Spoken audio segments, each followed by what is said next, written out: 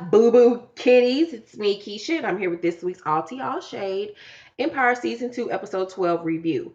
So, last week's poll, what did you rate Episode 11?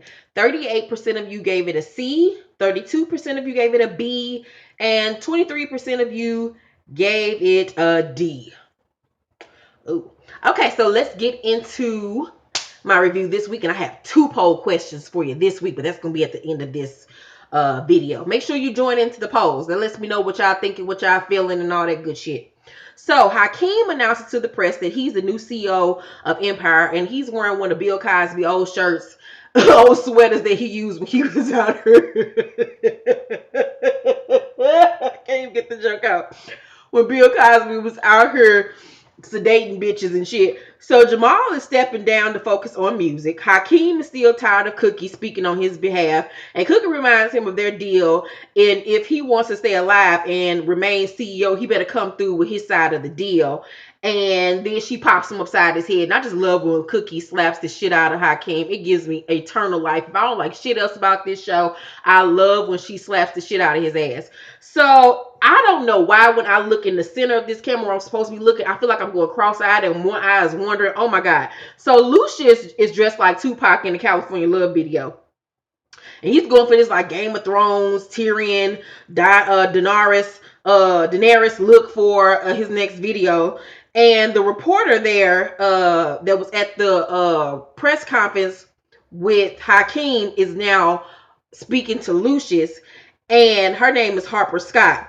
And Lucius want to know what's her angle on this article that she wants to write on him, and she wants to know what he's going to do to get his company back. And she basically mocks Lucius because she realized that he didn't see this takeover thing coming while he's sitting up here trying to be a Lannister or some shit. If you know Game of Thrones, you know what the fuck I'm talking about. While he's trying to be a fucking Lannister and shit, and really he's a pauper. So now Hakeem is dressed in Yeezy season 3 while he's performing. I'm like, this child don't know who he want to be on one day. One day he's giving us Kanye West. One day he's giving us Bill Cosby. One day he's giving us Easter Bunny realness. I just don't know who this nigga want to be. So he shows off the new Empire logo, which is a picture of him. And everybody is like, what in the hell is going on here? Ain't nobody feeling the new logo. So Rhonda is still fucked up. She goes to see Andre at his job, and Andre tells her that he had a vision from Blue Ivy, that Rhonda just didn't fall down the steps. And Rhonda thinks that he's having another bipolar episode. She ain't here for his bullshit or whatever. She don't need Blue Ivy's prophecies or her faith. She want to know, she want to get back to work. And she asks, can she work for Camila's fashion line? And she asks Andre for help. Andre says that he'll be willing to help her if she comes to the Church of Blue Ivy and the Latter-day Saints. So she agrees to go unreluctantly. So Cookie goes to see Lucius to discuss the boom, boom, boom, boom video, which is fucking terrible. So she don't like all this extra circus Soleil bullshit that he trying to do in this video. It's just way too much. Just way too many shingles and shimmers and just bullshit. So he plays her a beat to this new song that he was working on. It's very melodic, just very Adele-esque. So she thinks it's some of the best work that he's done in a long time. And she thinks that Hakeem did him a favor by making him by taking him off the realm of the helm of the company or whatever. So Andre bursts in, all dramatic and shit, and tells them that Camila has cut the budget for Lucius' video. So Cookie is afraid that Andre came back to work too soon because he's acting really erratic and like all over the place, just extra jumpy. He on some Justin Bieber type shit. So Jamal and Becky are coming out of the Empire building together, and next thing we see this little nigga with some long dreads and she approach him, and then it's a whole bunch of other little gay men that's with him. They part of Delicious. If you read my books, they part of Delicious Pink Pussy squad or some shit. And then they all circle around him, and then they get to singing that he is a flippity flop, but they actually pull out some dollar store flip flops and bust out with a dance routine they made up in somebody's mama's basement. And I'm like, what in the entire fuck is going on? Since when do gay men run up on other gay men and do fucking dance routines and shit and have flip flops of all different kind of colors and shit, Chinese slippers as a way of intimidation? I'm like, what? Who thought of this shit? Who thought that this shit was dope? Child, Lee Daniels, you motherfuckers get a F for that shit. That was so whack. So Jamal goes to visit his gay advisor. I don't know who this man is or whatever. He's pissed that the gay community has turned his back on him based on assumptions. And fake ass Clive Davis is like, nah, bro, it ain't off assumptions. Lucius is going around telling everybody how you fucked Alicia Keys. So Jamal realizes that he's been set up by Lucius because they're both up for the same award, and Lucius has never won one of these little fake ass I want to say Emmy, Grammy award that they trying to use, that they're trying to win, and he feels like his daddy's trying to sabotage him from winning the award. So Hakeem is sucking face with little fake ass Janae Aiko. And Camila walks in and sizes her up, giving her some Keisha Cole real. It's like, really, bitch? Really? And so she wants Hakeem to get rid of Janae Aiko. Because, young pussy is always the best. So Hakeem ain't down to be Camilla's side bitch. Because, Camilla is married. She got a whole bitch at home. So Camilla says that, her boo thing gonna be dead soon, and then they could be in a legit relationship. And she need him to hold her down like she has held him down. So Cookie tells Jamal to focus on getting his fans back instead of worrying about Lucius trying to win this award and shit. So Andre says that Camila won't approve the budget for Tiana's little tour or whatever. And so Cookie don't really care if Andre crazy ass can build a bulletproof case or not. And then she realizes that she can call her son, who's bipolar, crazy, and realizes that she can't say certain shit like that to him that's fucked up, and it's it's just derogatory and it's mean. So she feels really bad or whatever, and he looking at her like, I'm fucking crazy. And I'm like, oh god, calm down. So Tiana is practicing for her tour, and she's trying her best to give us 2016 Britney Spears Oops I Did It Again at the MTV Music Awards.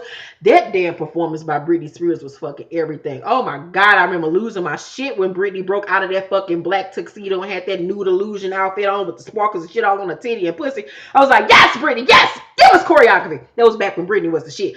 So Tiana's trying to give us some Beyonce dance choreography, and it was more like Carrie Hilson. But anywho, so Cookie tells her the news about the tour being canceled. And Tiana says, I'm tired of this shit. I'm already not on half of these damn episodes. My paychecks is looking very scarce. Like, I just seen Tiana, the girl that played Tiana, I just saw her on Snapchat last week, hosting a party with Rotimi from Power. And this bitch ain't have her hair done, her makeup wasn't done. She had a skull cap like me. I'm like, them Empire checks is not coming through, bitch. They only use you like 2 times a season, girl. You better get knocking on somebody producer's door and telling them to up your ante, bitch.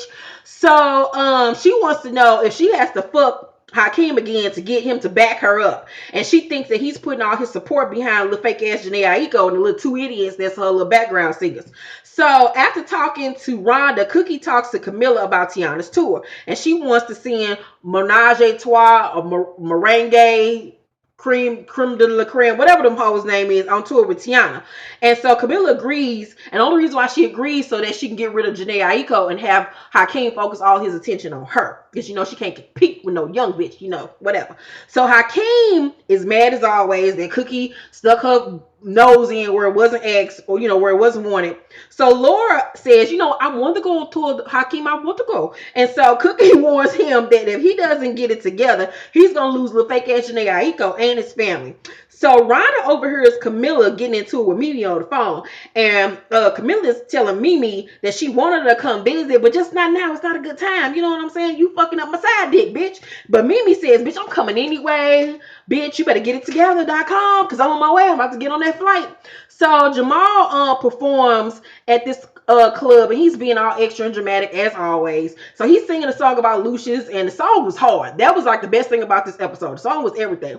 And he's calling Lucius a liar, the devil, and a snitch bitch, and says that Lion ain't even his real name, and so I can never be nothing like my daddy, because basically my daddy is a fucking imposter, nigga. Everything about him is fucking fake. So Lucius invites Harper Scott to talk to him, and he's happy that Jamal has outed him about his name, because now it's freeing him up to finally tell the truth about who he is. And he wants to give Harper an exclusive about how he really became Lucius the fuck Lion.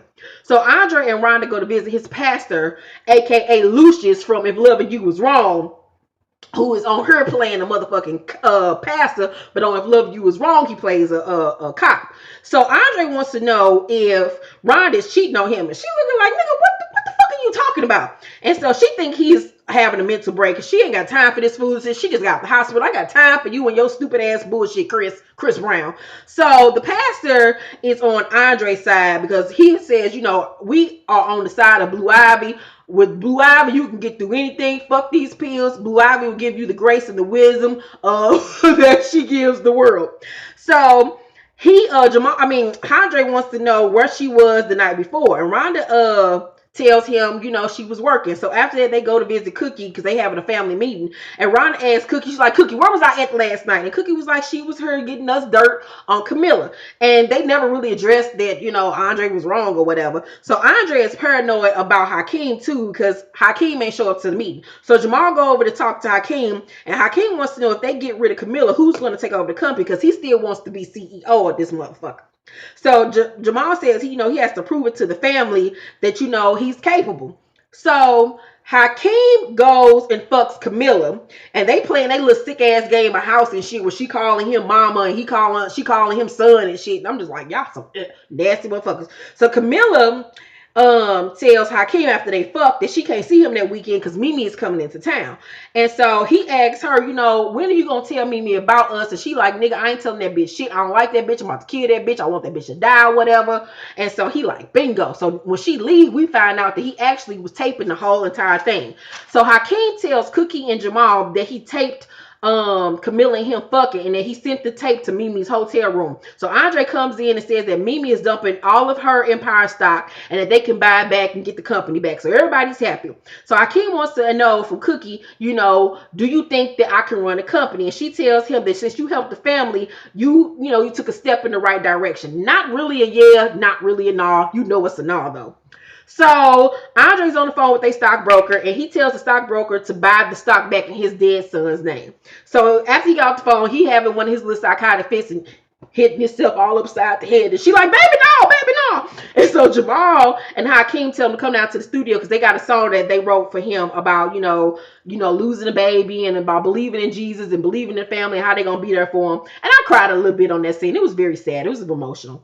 So Cookie tells Lucius what happened with everything and how they get the company back, and he's excited about it, but he still has some unfinished business. So he goes to see Camila, and we see Camila cleaning up evidence that she killed Mimi. Mimi laid out in the motherfucking tub and shit. We didn't get to see her face though, so we know that it wasn't old girl that played the character. So Cookie not Cookie.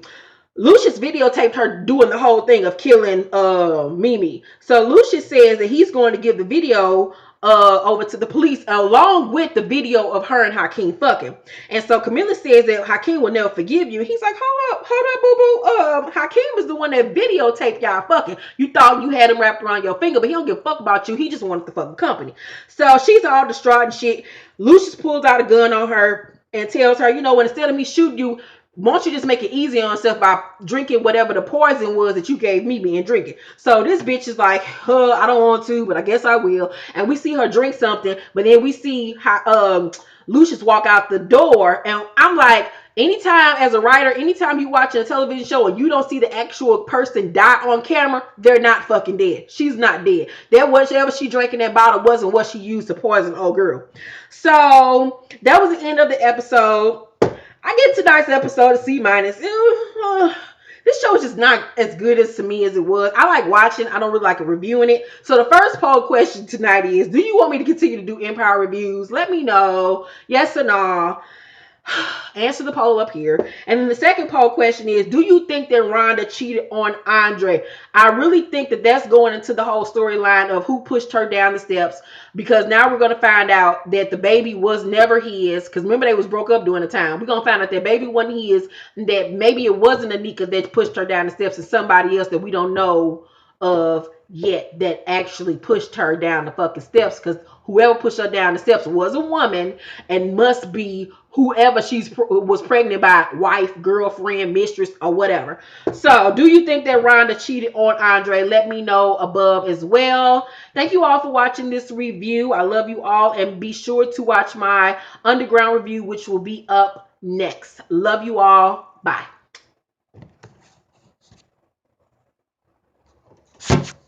Oh, shit ain't cut off? What the fuck?